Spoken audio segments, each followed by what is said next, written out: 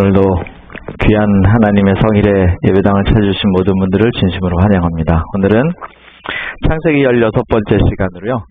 엘 베델의 하나님이라는 제목으로 함께 은혜를 받는 시간을 갖겠습니다. 창세기 35장 7절에 있는 말씀이고요. 함께 같이 읽어보겠습니다. 그가 거기서 시작. 그가 거기서 제단을 쌓고 그것을 엘 베델이라 불렀으니 이는 그가 그의 형의 낯을 피할 때에 하나님이 거기서 그에게 나타나셨음이더라. 네. 미국에서 가장 믿을 만한 자동차 브랜드 1위가 어딜까요? 제가 자료를 찾아보니까 2015년 자료가 좀 한글로 된 게 있어서 한글로 좀 2015년 올랐는데 별반 크게 다르진 않을 것 같습니다. 1위가 어딜까요? 미국은 자동차 없이는 특별히 젊은이들은 살 수 없죠. 이제 아마 연세 드신 분들도 젊었을 때는 다 그렇게 하셨을 것 같은데 자동차가 없이는 살 수 없는 나라 중에 하나가 미국입니다. 1위가 어딜까요? 토요타. 비슷합니다. 정답은 아니고요. 1위가 렉서스입니다. 뭐 같은 회사라고 생각하시는 분들도 많죠. 근데 회사가 2위가 도요타고요. 쭉 내려가서 기아차가 6위에 있습니다. 미국에서는 기아차가 현대차보다 신뢰도가 높습니다. 그런데 아무리 회사들이 노력을 해도 이 신뢰도라는 게 쉽게 바뀌지는 않습니다. 근데 재밌는 건 자동차 신뢰도와 판매되는 대수는 같을까요? 다를까요? 희한하게 다릅니다. 여기 보시면 BMW가 몇 위에 있어요?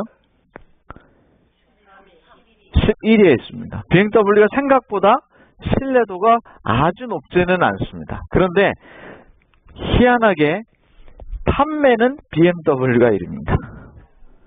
왜 그럴까요? 희한하죠? 아마도 젊은이들이 BMW를 좋아하지 않나 하는 생각을 제가 갖습니다. 그래서 판매도가 1위, 그 다음에 벤츠가 2위입니다. 그러니까 신뢰도는 일본 차가 1위인데 실제로 판매되는 건 뭐가 1위예요? 독일차가 1, 2위를 다 가지고 있습니다. 1, 2, 3위, 4위까지 다 무슨 차예요? 희한하지 않습니까? 신뢰도는 1, 2위가 다 일본 차인데 실제로 판매되는 건 1, 2, 3, 4위가 다 독일차고 렉서스는 6위에 있습니다. 그리고 한국 차는 10위권에는 들어가지도 못합니다. 희한하죠? 그래서 매년 무슨 JD 파원이 이렇게 해가지고 컨슈머 리포트니에서 우리가 신뢰도를 굉장히 앞선다 이렇게 많이 선전을 해도 실제 팔리는 건 다르다는 것입니다. 참 희한해요. 자, 여러분, 건강식품이 집에 하나쯤 없는 분은 없으실 거예요. 요즘에는 더더군다나 미국은 건강식품이 하나쯤 없는 집은 거의 없다고 생각이 됩니다. 근데 건강식품을 생각할 때마다 떠오르는 한 단어가 뭐냐면 이걸 정말 믿을 수 있는가 하는 거예요. 돈은 내가 이렇게 많이 주고 사는데 이게 정말 효과가 있을까 하는 거죠. 병원에 가면 약을 받아옵니까? 그러면 이게 정말 효과가 딱 좋을까? 라고 사람들이 생각을 한다는 거죠. 저는 지금 무엇에 대해서 얘기하고 있냐면 무엇인가를 믿을 만한가에 관하여 얘기하고 있습니다. 자, 여러분이 다시 질문을 해보죠. 사람은 믿을 만합니까? 왜 이렇게 웃으시죠? 사람이 믿을 만해요? 사람이 믿을 만하다고 대답하시는 분은 참 좋은 세상에 사시는 겁니다. 아니면 그렇게 하고 싶으시거나 아니면 사람이 별로 믿을 만하지 않습니다. 그런 건 다 어디서 나오는 거냐면 내가 사람들을 겪어본 경험에서 나온 겁니다. 자, 여기 봅시다. 사람 인자가 이렇게 생겼는데 이렇게 두 사람이 뭐하고 있어요? 기대고 있어요. 그런데 여기 A라는 사람이 있고 여기 B라는 사람이 있어요. 자, 여기 B라는 사람이 밑에를 딱 받치면서 생각을 합니다. 야, 내가 싹 피하면 어떻게 돼? 이 사람이 넘어지겠지? 그렇죠. 이 사람이 싹 피하면 옆에 사람이 넘어지겠지? 라고 생각을 하지만 피하면 누구도 넘어집니까? 자기도 넘어져요. 이게 사람에 사는 사람의 원리고 사람 인자가 만들어진 원리예요. 그럼에도 불구하고 많은 사람들이 믿음을 잃어가면서 도대체 무엇을 얻으려고 하는 것일까요? 믿음을 잃어가면서 사람들이 도대체 무엇을 얻으려고 이렇게 싹 피하죠? 넓게 크게는 이익입니다. 그러니까 사람들은 자신의 이익을 위해서 뭘 저버리는 경우가 많냐면 신뢰나 믿음을 저버리는 경우가 많이 있습니다. 특별히 눈앞에 있는 잠시의 이익을 위해서 자신의 신뢰를 잃어버리는 경험이 주변에 많이 있습니다. 눈앞의 것만 보는 거죠. 그런데 이게 참 재밌는 건 우리 이민 생활이 제가 보니까 그래도 커뮤니티가 제일 미국에서 큰 데가 뉴욕하고 이 LA 아닙니까? LA가 제일 크죠. 근데 LA가 아무리 크다 그래도 도망갈 데가 있어요, 없어요? 도망가 보셨어요? 도망가 보셨어요? 제가 보니까 여기 LA 여기 코리아타운 안에만 공식적으로 10만 정도 살고 실제로는 10만이 훨씬 넘게 살아요. 여기 LA 코리아타운에만. 그런데 도망갈 데가 있어요? 어디로 도망갈 겁니까? 그러니까 짧게 이익을 생각하면 길게 봤을 때는 큰 이익을 놓칠 때가 많습니다. 신뢰라고 하는 것, 그 다음에 믿을만하다고 하는 것은 사실 우리에게 쉽게 이렇게 다가오지 않습니다. 자, 오늘 본문의 말씀에 보면 베델로 올라가라라는 말씀을 했어요. 제가 오늘 서론해드린 말씀을 좀 잘 기억하고 계시면 제가 결론에서 잘 결론을 지어보겠습니다. 자, 오늘 첫 번째 말씀은 베델로 올라가라 하는 말씀인데 여러분 베델은 이미 우리가 잘 알고 있어요. 창세기 28장에서 야곱이 하나님을 만나는 곳이에요. 그죠? 그런데 하나님이 창세기 35장에 나타나셔서 다시 이렇게 말씀하십니다. 하나님이 야곱에게 이르시되 일어나 베델로 올라가서 거기 거주하며 내가 내 형의 에서의 낯을 피하여 도망하던 때에 내게 나타났던 하나님께 거기서 제단을 쌓으라 하신지라. 자, 여기 35장 1절에 보니까 하나님이 야곱에게 나타나셔서 베델로 올라가라 이렇게 말씀을 하죠. 사실은 이곳은 여기 지금 이렇게 말하고 있는 곳은 어디냐면 베델보다 세겜이 여기 있고요. 베델이 여기 있는데 여기 지금 빨간 걸로 표시된 거는 지금 하란으로 도망가는 경로고요. 그 다음에 파란색으로 이렇게 와서 지난번에 말씀드린 여기 야곱의 그 씨름하는 장면, 야곱의 환란의 장면, 그리고 여기 세일산에 있는 에서 이야기를 지난주에 말씀드렸는데 이 야복간에서 숫곳으로 해서 세겜으로 돌아와 이 세겜에서 장막을 치고 야곱이 살고 있어요. 그러면 세겜에서 볼 때 베델은 올라가는 겁니까? 내려가는 겁니까? 위도상으로 보면 내려가는 데잖아요. 그런데 이 올라간다 내려간다는 말이 원어에 비슷하게 써 있습니다. 이걸 같은 말로 써 있기 때문에 여러분 잘 이해를 하셔야 됩니다. 예를 들면 데살로니가에 보면 하나님께서 죽은 자를 데리고 오시리라 라는 악세이라는 말이 있어요. 근데 그 말은 사실은 원어에는 똑같이 악세이라는 말은 데리고 오시리라도 되고 데리고 가시리라도 됩니다. 그런데 성경이 희한하게 데리고 오시리라고 번역한 데가 많아요. 그러면 데리고 오시려면 죽은 자들을 데리고 오시려면 어떻게 돼 있어야 돼? 죽은 사람들이 하늘나라 가 있어야 되죠. 근데 죽은 사람들이 하늘나라 가 있다는 성경이 있습니까? 그런 건 없어요. 유감스럽게도 성경에는 죽으면 사람이 죽어서 하늘나라 가 있다 이런 성경들은 단 한 구절도 없어요. 한 구절도 없어요. 그러면 그 데살로니가서 그 뒤에 보면 뭐라고 써 있냐면 죽은 자들이 주 안에서 먼저 일어나고 이렇게 써 있어요. 그러면 상식적으로 죽은 자를 데리고 오셔야 됩니까? 가셔야 됩니까? 가셔야죠. 그래서 그 말은 어떻게 번역하는 게 맞냐면 죽은 자를 데리고 가시리르가 맞는 거예요. 그것처럼 여기도요. 올라가다 내려가다를 생각할 때 여러분 이런 거 있죠. 강릉에서 서울을 올라갑니까? 내려갑니까? 헷갈리시죠? 자, 속초에서 서울을 내려갑니까? 올라갑니까? 위도상으로 보면 분명히 속초가 어디 있어요? 더? 위에 있지만 뭐라고 말합니까? 사람들이? 올라간다고 하죠. 그런 개념이라고 보시면 되겠습니다. 이게 세겜이라는 것보다 베델이라는 것이 더 중요하게 생각이 되어지면 거기를 내려간다고 표현하지 않고 한국 사람들은 종종 올라간다고 표현하는 것입니다. 자, 여기 보시면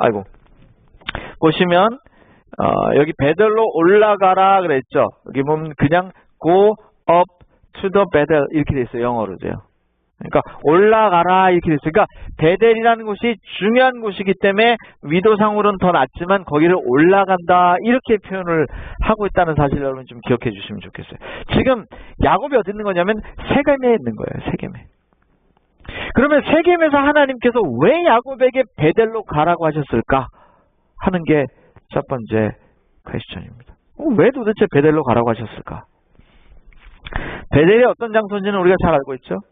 가장 기본적으로는 아까 말씀드린 것처럼 창세기 28장에 야곱이 도망가다가 하나님을 만난 곳이에요. 꿈을 꾸고, 그죠? 그래서 과연 여기가 하나님이 집이거늘 하나님이 여기 계시거를 내가 알지 못했다. 그래서 베고 자던 돌베개를 세워서 거기다가 기름을 붓고, 그죠? 여기를 베델이라 칭했죠. 원래 루스라고 하는 곳이었는데, 그죠? 그렇게 했던 곳이 베델이에요. 근데 거기 베델을 하나님이 도대체 지금 왜 올라가라고 하시는가를 보려면 창세기 34장을 좀 봐야 됩니다. 왜 하나님이 뜬금없이 35장 1절에 베델로 가라 하셨는 거죠. 자, 34장에는 세겜의 사건이라고 하는 유명한 하나의 사건이 나옵니다. 34장의 초반부에 보니까 디나라고 하는 야곱의 딸이 나옵니다. 이 야곱의 딸 디나가 세겜 땅에 와서 새로운 게 신기해가지고 맨날 시골에서만 살던 이 아가씨가 세겜 땅에 와서 좀 신기해서 이때 아마 나이를 추정할 때 학자들은 한 17 이쪽 저쪽이었을 것이라 생각을 해요. 그 당시엔 아마 결혼하기 딱 좋은 나이라고 생각을 했는지 모르겠어요. 예. 그래서 그 아리따운 이 아가씨가 세겜을 구경하러 나갔다가 히위족 추장 하몰의 아들에게 강간을 당하는 사건이 34장에 시작합니다. 여러분 사실 이 34장을 뚝 떼놓고 보면 이게 여기 왜 들어갔는지 참 희한해요. 그런데 이제 34장의 사건을 보면 35장을 위해서 기록됐다는 생각이 들게 되어 있습니다. 잘 보세요. 디나가 강간을 당합니다. 그리고 잡혀가요. 그 뒤에 보니까 이 디나를 데려왔던 하몰의 아들이 하몰의 아들이면 세겜입니다. 세겜이 디나하고 너무너무 결혼하고 싶은 거예요. 한눈에 그냥 딱 반한 거죠. 그래서 그를 데려다가 보쌈을에다가 강간을 하고는 딱 데리고 있으면서 돌려보내지 않았어요. 돌려보내지 않고 내게 이 디나를 주십시오. 아내를 주십시오. 이렇게 야곱과 그의 가족들에게 요청을 한 사건이 나옵니다. 이 이야기를 들은 야곱과 가족이 심히 근심했다. 이렇게 하는 장면이 5절에서 7절까지 나와요. 왜 근심했을까요? 첫 번째는 그 딸이 생각해 보세요. 딸이 잠깐 시내 나갔다가 보쌈을 당해서 강간을 당했다는데 걱정 안 할 부모가 있습니까? 잡혀 있는 거예요. 그 소식을 들은 오빠들이 가만히 있겠습니까? 화가 났죠. 매우 근심하고 여기 표현해 보면 화가 났다 이렇게 표현이 되어 있습니다. 그런데 다시 8절로 12절에 보면 세겜이 찾아와서 뭐라 그러냐면 디나를 아내로 내가 맞이할 테니 아내로 주십시오. 그렇게 세겜과 하몰이 찾아와서 청하는 장면의 얘기가 다시 나옵니다. 이 이야기를 들은 야곱의 아들들이 속입니다. 뭘 받을 것을 권하느냐? 그래? 그러면 너희가 다 할례를 받아라. 우리는 할례를 받지 않은 사람들에게 우리 딸을 혹은 내 동생을 줄 수 없다. 그래서 그 모든 이 하몰의 히위족 사람들에게 모두 다 할례를 받기를 권합니다.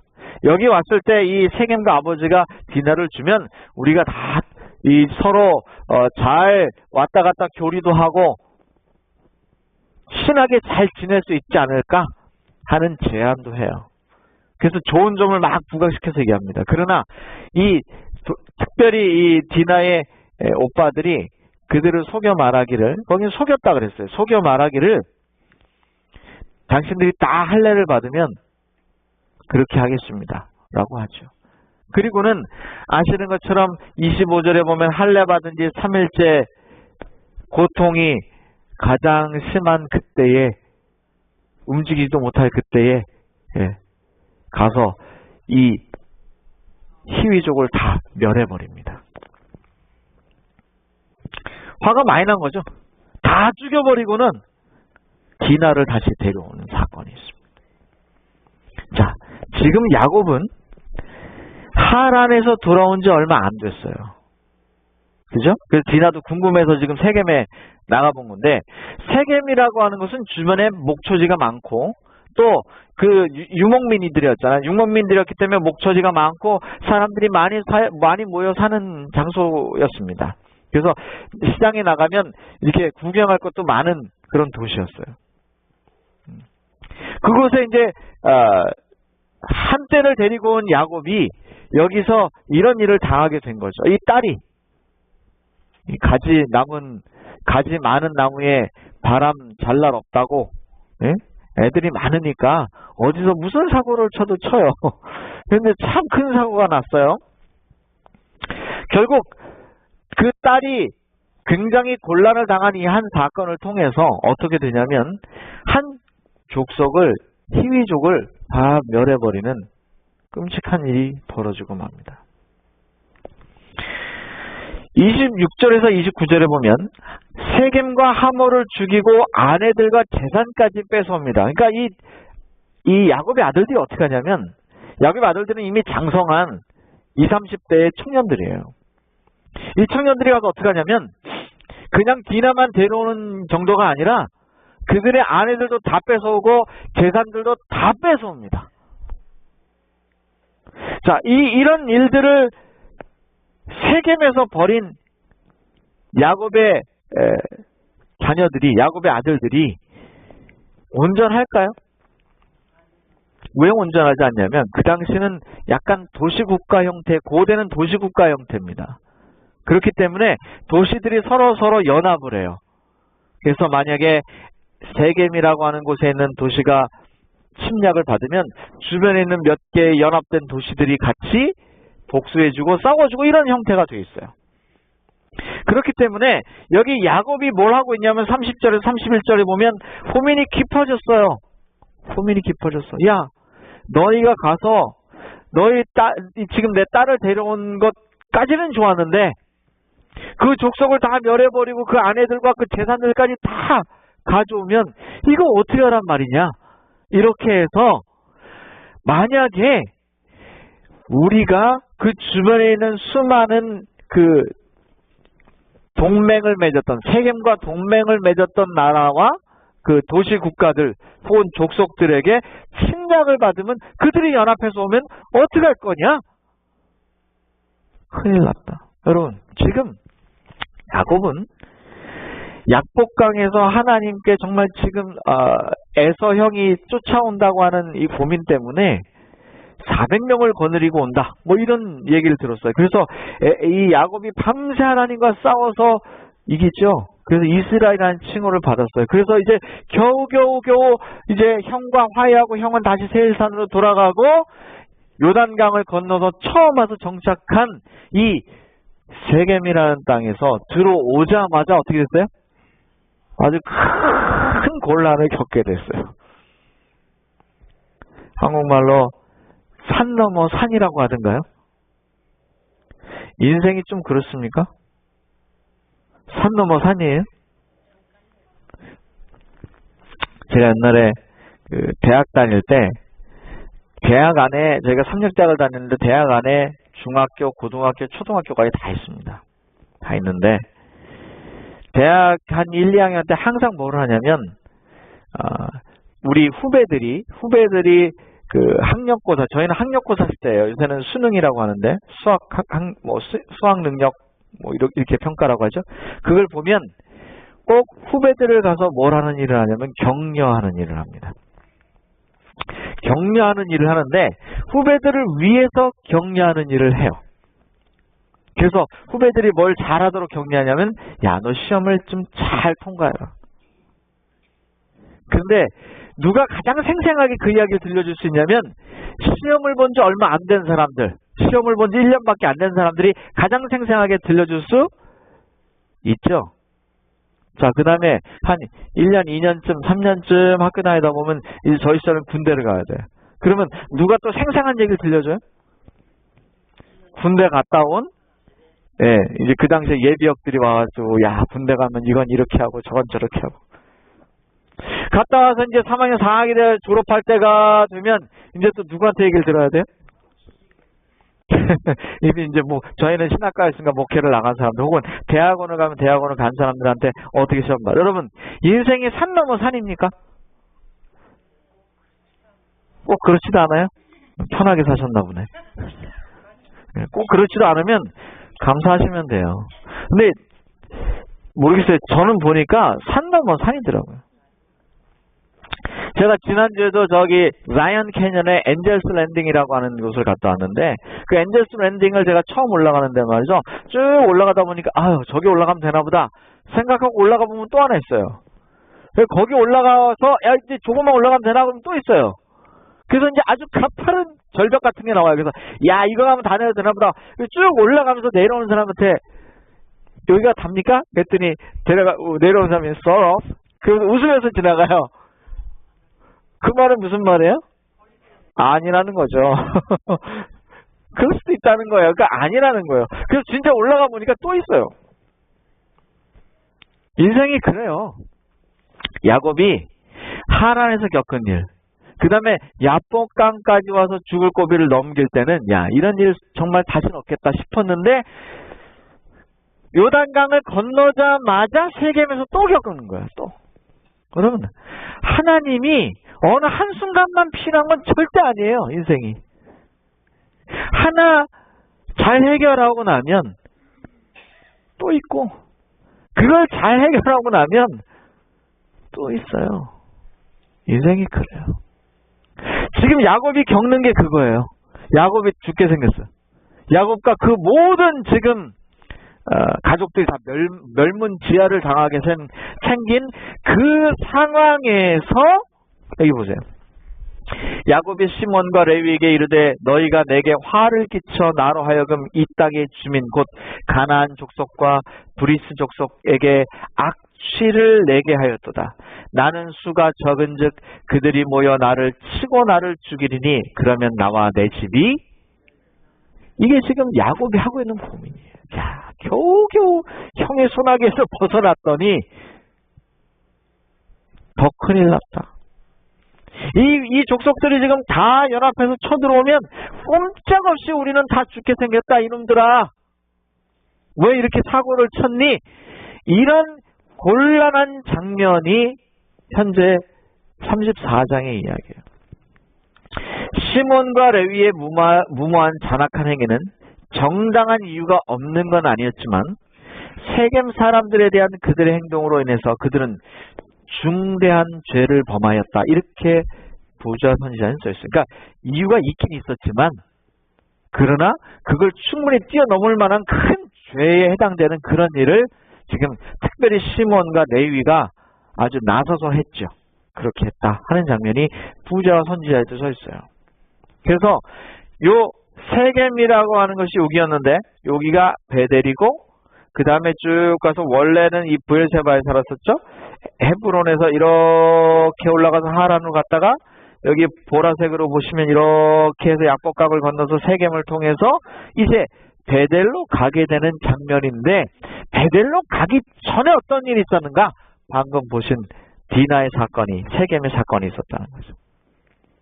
이렇게 야곱이 굉장히 곤란한 지경에 빠졌을 때 하나님이 하신 말이 무엇이냐면 이거예요. 아까 읽었던 말씀이에요. 하나님이 야곱에 이르실 때 일어나 어디로 가라? 베델로 가라. 거기 거주하며 내가 내 형이 에서의 낯을 피하여 도망하던 때에 내게 나타났던 하나님께 거기서 뭘 쌓아라? 하나님이 해결책을 주신 거예요. 지금 야곱은 어떤 상황에서 이런 이야기를 하나님께 듣고 있는 거냐면, 아들들로 인해서 아들들뿐 아니라 자신의 목숨이 위태로운 상황에 빠졌을 때 그때 하나님이 나타나서 뭐라고 하신 거냐면 베델로 가라 하는 말씀을 했다는 거죠. 사실 베델로 가라 하는 이 사건은 야곱의, 하나님이 이렇게 이제 말씀하셨으니까 야곱이 베델로 가기로 결심을 합니다. 결심을 하는데, 사실은 하나님이 야곱에게 베델로 가라 이런 큰 사건 끝에 얘기하지 않았으면 쉽게 갔을까 하는 생각이 들어요. 왜냐하면 베델은 그렇게 살기 좋은 곳이 아니고 세겜은 굉장히 살기 좋은 곳이에요. 목초지가 넓고, 여러분 아시는 것처럼 이제 언젠가 또 말씀드리겠지만 요셉이 등장하죠. 그죠? 요셉이 형들에게 좀 가서 방문해서 먹을 것도 좀 가져다 주러 가는 그 형들이 양을 치고 있었던 그곳이 세겜이에요. 그러니까 세겜은 주변에 목초지가 넓은 곳이었거든요. 근데 그걸 버리고 산으로 가려는 거예요. 살기 좋은 건 놔두고 살기 어려운 곳으로 가라는 거죠. 뭐 인간적인 눈으로 보면 그렇다는 것입니다. 그런데 야곱은 지금 초이스가 없었어요. 하나님이 베델로 가라 할 때 왜 베델로 갈 생각이 버뜩 들었을까요? 왜? 우리는 잘 모르지만 야곱은 하나님이 베델로 가라고 했을 때 베델로 가야겠다는 생각이 번쩍 들었어요. 왜 그랬을까요? 그곳에서 이미 20년 전에 야곱은 누구를 만난 경험이 있어요? 그동안 잊고 살았던 거예요. 베델로 가라고 했을 때 야곱이 두 가지 결단을 합니다. 2절에 보면 이방 신을 버립니다. 이게 어떻게 된 일입니까? 야곱이 이방 신을 가지고 있어요. 야곱이 하란에서 출발할 때 보면 그 아내 레아가 뭘 가지고 가요? 아버지의 드라빔을 가지고 나옵니다. 익숙해져 있는 겁니다. 여러분, 우리가 하나님을 믿는다고 하지만 우리가 굉장히 어디에 익숙해 있냐면 이 세상 문물에 익숙해져 있습니다. 굉장히 익숙해 있어서 잘 모르고 사는 것들이 많습니다. 아무렇지도 않게 그렇게 사는 것들도 많습니다. 그래서 여기 보면 야곱이 그렇게 했다고 보이지 않지만 여기 2절을 쭉 읽어보면 그 가족이나 그 식구들 중에 뭘 아직도 갖고 있는 사람들이 많았는가 하면 그 드라빔이라고 하는 이렇게 작은 형태의 이방신을 가지고 있는 사람들이 많이 있었습니다. 그래서 야곱이 뭐라고 하냐면 야, 이방신을 다 버려라 이렇게 명령을 합니다. 그리고 이방신을 버리고 정결케 한다. 옷을 갈아입는다. 뭐 이런 표현이 나옵니다. 그 다음에 재밌는 표현이 나와요. 이방신들뿐 아니라 4절에 보니까 귀고리를 버린다 이렇게 나와요. 여러분 요즘으로 말하면 뭐 귀걸이, 여기 뭐 집사람들 하신 분 계신데 귀걸이가 뭐 이렇게 대단한 겁니까? 대단한 겁니까?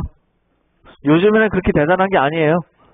귀걸이 뭐 할 수도 있지 이렇게 생각을 합니다. 근데 이 당시의 귀걸이 혹은 코걸이 혹은 목걸이의 의미는 뭐냐면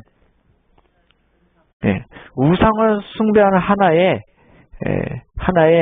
사인이었습니다. 특별히 그 믿는 우상에게 내가 속해 있다 하는 것을 나타낼 때 쓰는 거예요. 예를 들면 미국은 여기 반지를 끼죠. 반지를 끼었다는 건 뭘 뜻합니까? 나는 결혼했다. 이걸 다 보여주는 거죠. 그처럼 그 당시에 귀걸이를 했거나 코걸이를 했거나 목걸이를 했다고 하는 건 뭐를 의미하냐면 나는 어떤 신을 섬기고 있다 하는 걸 표시하는 것이었습니다. 그래서 여기 귀걸이를 다 그 마물의 상수리 나무 아래 이방신과 함께 묻어버리는 것은 이방신을 온전히 다 제해버리고 하나님께 간다는 것을 뜻하는 것이었어요. 지금은 좀 의미가 다를 수 있습니다만 그 당시에는 그랬다는 것입니다. 지금은 뭐 귀걸이 했다고 해서 어떤 특정한 신을 섬긴다 이렇게 우리가 생각하지는 않죠. 그렇죠? 그러나 그 당시에는 그랬어요.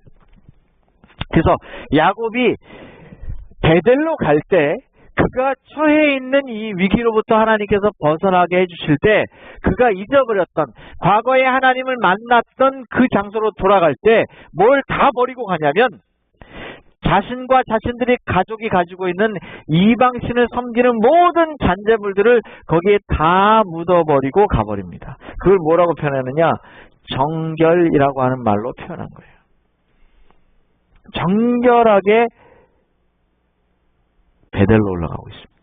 이게 지금 야곱이 베델로 올라가는 과정입니다. 왜냐? 보세요. 우리가 일어나서 베델로 올라가자. 이제 이렇게 다 한 다음에 4절에도 물론 나오지만 이렇게 한 다음에 우리가 일어나 베델로 올라가자. 내 환난날에 내게 응답하시며 내가 가는 길에서 나와 함께 하신 하나님께 내가 거기서 뭘 쌓겠다? 계단 쌓겠다는 말은 무슨 말입니까? 예배를 드리는 겁니다. 그러니까 하나님께 예배를 드리러 나가기 위해서 뭘 다 제하여 버리고 나가는 겁니까 지금? 이방신을 다 제거해 버리고 나가겠다는 야곱의 의지가 보이는 것입니다. 다시 말씀드리지만 야곱은 굉장한 곤란한 상황에 빠져 있습니다. 굉장히 곤란한 상황. 어떤 상황이냐? 딸이 강간을 당했고 특별히 시몬과 레위를 중심으로 한 아들들이 가서 어떻게 했냐? 그 강간을 한 족속들 다 멸해버리고 그들의 재산과 아내까지 다 뺏어와서 이제 그들과 동맹을 맺었던 수많은 주변의 민족들이 곧 쳐들어오게 생겼어. 쳐들어오면 다 죽게 생겼어. 이런 상황에서 하나님께서 베델로 가라 그랬을 때 야곱은 어떻게 하느냐? 베델에 가서 제단을 쌓아라 이렇게 명령을 받았을 때 거기 가서 예배를 드려라 이렇게 명령을 받았을 때 먼저 행한 일이 뭐냐면 자신이 가지고 있는 과오들 자신이 갖고 있는 잘못된 것들을 다 거기 세겜에다 묻어버리고 그리고 베델로 올라가서 하나님께 제단을 쌓으려고 한다는 것입니다. 그런데 여기 또 재미난 게 나와요. 여기 3절을 보니까 그 베델의 하나님이 어떤 하나님이냐를 묘사합니다. 두 가지를 묘사해요. 첫 번째, 환난 날에 내게 응답하시는 하나님이더라 이거죠. 이게 굉장히 중요한 겁니다. 만약에 베델이 하나님께서 처음 지정한 장소였다면 대단한 믿음이었을 거예요. 야, 아무것도 모르는데 베델로 가는데 어떻게 가요? 근데 야곱에게 베델로 가라 그랬을 때 그 베델은 야곱에게는 특별한 곳입니까? 굉장히 특별한 곳이에요. 야곱에게는 환난 날에 하나님께서 응답하신 곳이었습니까? 그럼요. 에서가 무서워서 에서에게 형에게 잡혀 죽을까봐 도망가다가 지쳐 쓰러져 기력조차 일어날 기력조차 없을 때 그때 하나님께서 딱 나타나셔서 걱정하지 마라. 내가 너와 함께 하리라. 네가 어디로 가든지 내가 너에게 축복을 주리라. 그리고 넌 여기로 다시 돌아올 거야. 라고 약속까지 받은 곳이 베델이에요. 그러므로 첫 번째, 환난 날에 응답하신 하나님이라는 표현을 야곱이 쓰고 있다는 거예요. 두 번째, 내가 가는 길에 나와 함께 하신 하나님이라고 표현하고 있어요. 내가 가는 길이라는 말을 원어에 보면 어떻게 써있냐면 내가 어디로 가든지라고 써있어요. 하나님이 네가 어디로 가든지라고 말씀하셨거든요. 그러니까 내가 가는 길에 어디든지 하나님께서 함께 하신 그 하나님. 지금 예배를 드리러 가는데 어떤 하나님께 예배를 드리러 가는 것이냐? 환난 날에 내게 응답하시는 그 하나님, 내가 어디로 가든지 나와 함께 하시는 그 하나님께 내가 예배를 드리러 가겠다. 그렇게 하는 거예요.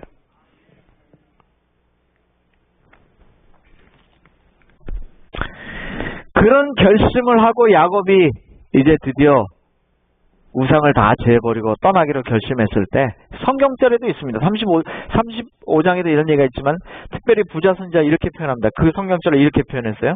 하나님께서 그 땅 거민들의 마음에 공포심을 일으키셨으므로 그들은 세겜의 사륙에 대한 보복을 감행하지 못하였다. 35장에도 보면 이런 비슷한 내용이 나옵니다.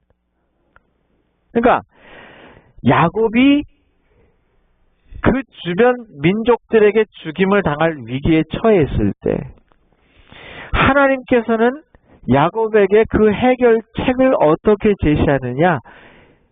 베델로 가서 기도하라고 제시하는 거예요. 얼핏 보면 무슨 생각이 드느냐? 아니 하나님, 베델이나 세겜이나 뭐 내가 베델로 도망간다고 해서 그 족속들이 못 쫓아오겠습니까? 아니 그 족속들이 뭐 먼 데도 아니고 쫓아와가지고 우리를 다 얼마든지 멸할 수 있는데 거기는 가서 뭐 하겠습니까? 이럴 수도 있어요, 없어요? 있죠. 그런데 여러분 잘 기억하셔야 돼요. 왜 베델이었는가 하는 거죠. 그것은 하나님이 함께 하시는 거, 환난 날에 응답하시는 곳이었고 네가 어디로 가든지 내와 함께 하겠다고 약속을 하신 곳이었기 때문에 그래요. 야곱은 그게 뭐가 났냐면 생각이 난 거예요. 야곱에게 생각이 난 거예요. 그가 거기서 제단을 쌓습니다. 베델로 가서 제단을 쌓아요. 제단을 쌓고 그것을 뭐라고 부르냐? 엘 베델. 오늘 제목이에요. 엘 베델 하나님. 그것을 베델이라고 하는 것을 다시 고쳐 불러요. 엘 베델이라고 고쳐 부릅니다.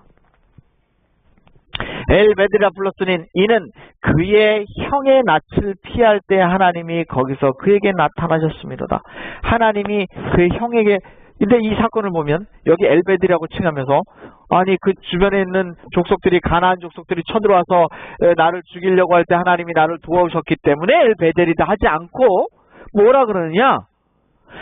형이 나를 죽이려 쫓아왔을 때 하나님이 나를 위로하시고 나에게 약속하신 그 장소였다라는 걸 다시 상기해요. 여러분 여기 아주 중요한 힌트가 있습니다. 잘 보세요. 베델은 뭡니까? 하나님의 집이란 뜻이에요. 벳이란 말은 집이란 뜻이에요. 그래서 베들레헴이라고 들어보시죠? 베들레헴은 뭐예요? 떡의 집입니다. 떡의 집. 엘은 하나님이에요. 그래서 하나님의 집. 그런데 이걸 뭐라고 고쳐 부르냐면 엘 베델이라고 고쳐 부르요. 이 엘 베델을 번역하면 이렇게 됩니다. 첫 번째는 베델의 하나님이라고 원어 그대로 번역할 수도 있고요. 또 하나를 번역하면 하나님의 집의 하나님이라고 번역할 수도 있어요. 하나님이라는 말이 두 번이나 들어갔네요. 그죠?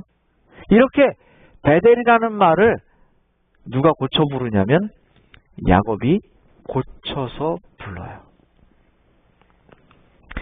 야곱은 깊은 감동에 젖어 그가 방랑자로서 자기의 생명을 위하여 아버지의 장막을 떠났을 때 처음으로 베델을 찾게 되었고 그때 여호와께서 어떻게 밤의 이상 중에 그에게 나타나셨는지에 대한 이야기를 되풀이해서 말하고 있어요. 야곱이 베델로 가서 그 베델을 엘 베델로 부를 수밖에 없었던 것은 하나님의 약속이 기억이 났기 때문에 그래요. 보세요. 내가 너와 함께해서 내가 어디로 가든지 너를 지키며 너를 이끌어 이 땅으로 돌아오게 할지라 내가 내게 허락한 것을 다 이루기까지 너를 떠나지 아니하리라 하는 말씀이 야곱이 뭐가 났냐면 기억이 난 거예요. 기억이. 하나님이 그에게 이르실 때 내 이름이 야곱이지만은 여기 35장에 나오는 겁니다. 내 이름을 다시는 야곱이라 부르지 않고 이스라엘이 내 이름이 되리라 하시고 그의 이름을 이스라엘이라 부르셨다. 여러분 32장에 보면 야곱이 하나님께 이기면서 이름이 야곱의 이름이 뭘로 바뀌어요? 이스라엘로 바뀌는데 실제로 부르는 장면은 35장에 나옵니다. 32장에서 이스라엘 이름이 바뀌었지만 이스라엘로 이름을 이제 이렇게 불러라고 하는 건 35장에 가서야 나온다는 거죠. 생각해 보세요. 야곱의 이름의 뜻은 뭐예요? 발꿈치를 삼, 욕심 많은 자, 욕심 많은 자. 그 욕심 때문에 어떻게 됐어요? 죽을 뻔했어. 그래서 타양살이하고 거짓말한 그 거짓말 때문에 20년 동안 삼촌에게 거짓말을 당하면서 고생을 했어. 근데 결국 돌아와서 그는 이스라엘이라는 이름을 얻게 되고 그 이름의 뜻이 뭐냐면 하나님과 겨루어 이겼다는 어마어마한 이름을 얻게 돼요. 그런데 야곱이 어떻게 하나님과 겨루어 이길 수 있었을까요? 어떻게 이길 수 있었을까요, 야곱이? 그것은 방금 전에 본 성경절처럼 하나님이 약속하셨기 때문에 그래요. 베델이라는 곳에서 하나님께서 나타나셔서 걱정하지 마라. 내가 너를 돌아오게 할 거야. 너가 어디로 가든지 내가 함께 할 거야. 라는 약속이 있었기 때문에 야곱은 싸울 수 있었어요. 하나님과 겨룰 수 있었어요. 여러분, 우리가 하나님과 겨룰 수 있는 유일한 방법이 있어요. 그게 뭡니까? 우리도 하나님과 겨루어 이길 수 있는 방법이 하나 있다고요. 야곱처럼. 그게 뭡니까? 하나님이 우리에게 약속하신 것을 붙잡고 기도하시면 돼요. 야곱은 그랬기 때문에 이길 수 있었어요. 하나님, 내게 축복하지 않으시면 내가 놓지 않겠습니다. 왜? 하나님이 나에게 축복하신다고 하지 않았습니까? 여기에서 그 말은 뭐냐면 하나님, 나를 이 땅으로 돌아오게 한다고 하지 않았습니까? 근데 돌아오자마자 내가 좀 죽게 생겼네요. 그 말이에요. 그러니 야곱이 나를 축복하지 않으시면 내가 놓지 않겠습니다라고 32장에 그렇게 씨름을 한 것은 하나님, 나를 여기에 안전하게 돌아오게 하겠다는 그 약속을 지키십시오. 그 말이에요. 그러므로 야곱이 이길 수 있었던 것은 하나님이 약속하셨기 때문에 이긴 거예요. 그런데 하나님이 약속하지 않은 것 같고 여러분 싸우면 져요. 하나님께 이거 달라 저거 달라 이거 하십시오 저거 하십시오 그러면 잘 생각해 보세요. 이거 하나님이 내게 약속하셨던가? 잘 생각해 보세요. 만약에 하나님이 여러분에게 약속하지 않으신 거면 질 가능성이 훨씬 많아요. 아시겠어요? 어떻게 하면 이기냐면 하나님이 약속해 놓은 그 약속을 붙잡고 기도하면 이길 줄로 믿으시기를 간절히 바랍니다. 이게 야곱의 이야기예요. 그래서 야곱이 이스라엘이 됩니다. 그런데 나중에 보면 이 축복의 땅 베델이 어떻게 되느냐? 이 아모스에 보면 베델을 찾지마며 길갈로 가지 말래요. 브엘세바로도 가지 말고 길갈은 반드시 사로잡혀 있고 베델은 비참하게 된대요. 아니 이게 무슨 말입니까? 베델은 어떤 장소냐면 이스라엘이라고 하는 나라의 조상격인 이스라엘, 즉 야곱이 승리한 곳이고 야곱이 약속을 받은 곳이고 야곱이 그 약속을 재확인한 곳이 베델이에요. 거룩한 곳이에요. 하나님의 집이에요. 근데 하나님의 집을 가지 말래, 찾지 말래. 베델이 비참하게 될 거래요. 왜 그럴까요? 성경에 보면 여로보암이 예루살렘에 대항하여 성소를 지어요. 이게 무슨 말이냐? 좋은 거 아닙니까? 그게 아니죠. 하나님께서 예루살렘에 성소를 지었는데 남방 유다와 북방 이스라엘로 나뉘면서 북방 이스라엘 같은 여로보암이 자꾸 백성들이 남방 유다에 가서 예배를 드리거든요. 그래서 이 베델하고 저 위에 단 있는 데다가 뭘 짓냐면 자기 나름대로 성소를 짓고 이 레위인이 아닌 사람들로 하여금 제사장도 삼고 막 그렇게 해요. 그러니까 제대로 된 교회입니까? 제대로 된 하나님의 집이에요? 아니에요. 그래서 심지어는 여기 아마스에 보면 그 전에도 나옵니다만 금송아지를 만들어서 북쪽에 제일 큰 성소가 됩니다. 어디가? 베델이. 하나님의 집이 뭐가 된다고요? 금송아지를 세워놓고 우상을 숭배하는 곳이 돼. 그런데 말은 뭐라 그러냐면 금송아지를 세워놓고 뭐라 그러냐면 여기 하나님이 있다 이렇게 해요. 여러분 이 여로보암이 이 구약시대에 보면 이 사람들이 우상을 세워놨다 그러지만 이방신을 섬겼다고만 볼 수는 없습니다. 그걸 뭐라고 하냐면 하나님이다 그래요. 여러분 아시는 것처럼 출애굽기에 보면 모세가 그 십계명을 받으러 올라갔을 때 40일 동안 안 내려오니까 백성들이 난리가 나죠. 그래서 금을 다 가져오라 그래가지고 금송아지를 지은 다음에 뭐라고 말하냐면 너희를 인도하시는 하나님이 여기 있다 이렇게 보여주죠. 그 사람들이 이제 금송아지 주변을 빙글빙글 돌면서 춤을 추면서 신나 노래를 부릅니다. 그럴 때 아론이 뭐라 그러냐면 그 금송아지를 이방신이라고 하지 않고 뭐라 그래요? 하나님이라고 합니다. 여러분 하나님을 믿는다고 다 하나님을 믿는 게 아닙니다. 베델이라고 하는 것은 하나님의 집이에요. 근데 거기다 금송아지를 만들어요. 그리고 가장 큰 성소를 만들었습니다. 화려하게 만듭니다. 그러면 하나님이 그것을 받으실까요? 안 받으시는 거예요.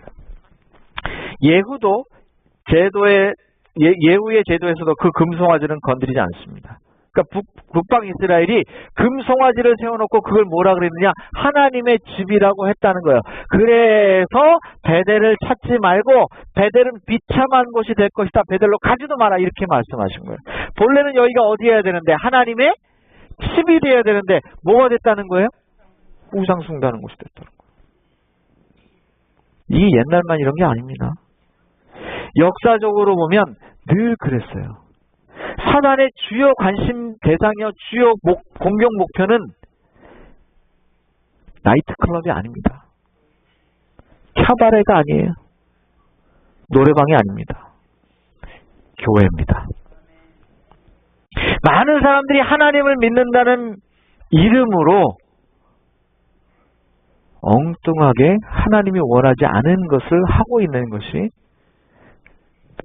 오늘날의 베델이라는 것입니다. 그래서 하나님이 거기 가지 말라 그랬어요. 원래는 이 베델이라는 것은 참 유서 깊은 곳인데요.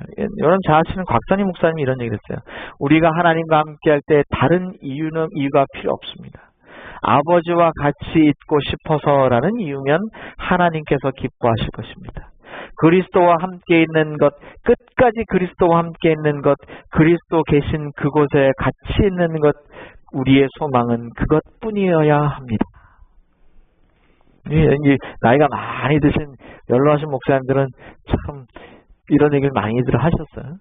곽선희 목사님들 하나님과 함께 있는 것. 그런데 왜 베델이 비참한 곳이 되느냐? 베델은 하나님의 집이고 내가 너와 함께하리라 약속했고 하나님이 함께하는 곳이었는데 하나님은 없고 하나님이라는 이름으로 뭐만 있어요? 우상만 있는 거예요. 그러니 베델이 후에는 망하게 되는 거죠. 자, 제가 이렇게 좀 결론을 해보죠. 베델이라고 하는 것은 말이죠. 하나님의 집이에요. 그런데 이것이 어떻게 하나님의 집인가 생각해 보세요. 여러분, 왜 베델이 엘 베델이 될까요? 왜 지금 35장 1절에 하나님이 야곱에게 베델로 올라가라. 그리고 제단을 쌓아라. 그랬을 때 야곱은 번쩍 생각이 나서 모든 우상을 다 제해버리고 모든 하나님과 관계없는 것들을 다 묻어버리고 베델로 올라갈 생각을 했을까요? 20년 전에 하나님께서 거기 나타나셨던 경험이 있는 거예요.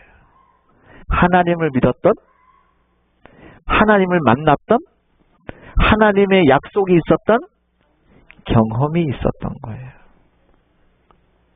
그래서 야곱은 어디로 갈 수 있었느냐? 하나님이 베델로 가라 그랬을 때 34장의 그 수많은 사건을 통해서 아주 골치 아픈 사건을 통해서 죽게 된 그 상황에서 하나님이 베델 얘기를 꺼냈을 때 옳았구나. 베델로 가야 되겠다. 그리고 다 버리고 베델로 갈 수 있었다는 거예요. 그래서 그는 베델로 가서 뭐라고 하느냐? 하나님을 다시 만나고 그걸 뭐라고 불러요? 엘 베델이라고 부르는 거예요. 그 베델은 그래서 하나님을 만난 장소이면서 하나님을 다시 만난 장소라고 하는 것입니다. 그러면 오늘 우리는 엘 베델이 있어요? 여러분의 베델이 어디예요? 감사합니다, 이사님. 정말 팩트되면 좋겠어요. 물론 이거는 어떤 장소를 이야기하기도 합니다. 자, 여기 보세요. 제가 처음에 얘기했던 것처럼 사람은 사람에게 다 기대해서 정말 믿을 만한 존재인 것 같지만 그렇게 생각한다니까요. 야, 이거 내가 싹 피하면 저 사람 넘어지면 아프겠다. 그럼 누구도 아파요? 아파봐야 안 그럴 텐데. 사람은 어리석어도 아프고도 또 그런 짓을 하고도 그럽니다. 여기가 어딘지 아시는 분 계십니까? 그 아시는 분 계시네. 장로님 기억나세요? 네? 김진근 장로님 기억나십니까? 여기가 이제 삼육대학에 가면 제가 삼육대학을 나왔잖아요. 삼육대학 대학원까지 나왔는데 제가 고등학교 때부터 대학원까지 몇 년을 있었냐면 3년, 4년, 2년 이렇게 있었어요. 예? 그러니까 6년, 9년을 있었네요. 9년을 이 학교를 다녔는데 이 삼육동에 가면 호수, 제명호라는 호수에 올라가는 입구에 나지막한 동산이 있어요.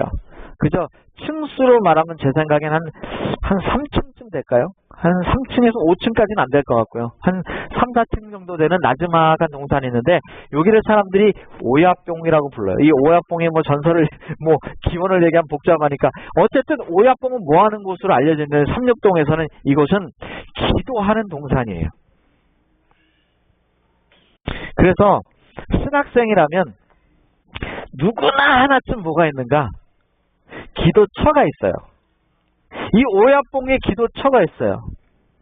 제 기도처는 어디냐면 지금 오야뽕은 이렇게 제 위에 올라가면 십자가가 하나 있는데 이 십자가에서 지금 요 방향으로 이렇게 내려가면 아주 가느다란 가지가 2가지 이렇게 조금 이렇게 뻗쳐 있는 나무가 있는 곳이 있는데 저만 찾는 곳이죠. 저만 알 수 있는 곳이에요. 그곳이 있어요. 장소적인 개념으로 말하면 저의 베델은 여긴지 몰라요. 제가 어려울 때마다 내려 올라가거든요. 어쩔 땐 기도 좀 열심히 해보려고 학교에 아침에 일찍 와서 내가 15분만 일찍 와서 학교에서 수업하기 전에 내가 10분은 딱 기도하고 수업 들어가야지 뭐 그런 적도 있었어요. 그래서 제가 이 오야뽕에 가서 하나님한테 한탄을 한 적도 많고 회개를 한 적도 많고 좀 어깃장을 부리려고 막 이렇게 한 적도 많고 장소로 말하면 여러분도 이런 곳이 있는지 모르겠어요. 이곳이 마치 저에게는 야곱의 베델과 같은 곳일지 모르겠어요. 그러나 더 중요한 것은 뭐냐면 베델의 경험이에요. 베델의 경험. 그 베델의 경험은 우리를 또 넘어지려고 하는 그 순간에 하나님께서 야 너 베델 기억해. 너 그때 그런 사건이 있었잖아. 그게 꼭 장소가 아니더라도 말이죠. 장소가 아니더라도 야 너 그 베델의 사건을 기억해. 내가 함께 했었던 그 사건을 기억해. 라고 하나님께서 오늘 우리에게 얘기하고 계신다는 거예요. 야곱에게 그렇게 함께 하셨던 것처럼 오늘 우리에게도 역시 야 괜찮아. 걱정하지 마. 베델을 기억해. 너 빨리 베델로 가서 기도해. 라고 오늘 우리에게도 말씀하고 계신다는 말이에요. 그럴 때 여러분 과감하게 여러분에 있는 하나님을 섬기지 못하게 하는 것들을 야곱처럼 묻어버리고 베델로 가실 수 있겠어요? 다시 하나님 앞에 무릎 꿇으실 수 있겠어요? 그것이야말로 하나님께서 약속한 것이니 그것을 통해서 분명하게 해결되리라는 확신을 가질 수 있겠냐는 말이에요. 그것이 바로 엘베델이에요. 사랑하는 우리 백배된 성도 여러분들이죠. 오늘 우리는 그것이 어떤 곳이든 그것이 장소이든 그것이 사건이든 하나님을 만난 장소이든 하나님을 만났던 사건이든 베델의 그 경험이 우리 삶 속에 꼭 있게 되기를 간절히 바라는 것입니다. 그래야 우리에게 또 엘베델이 생깁니다.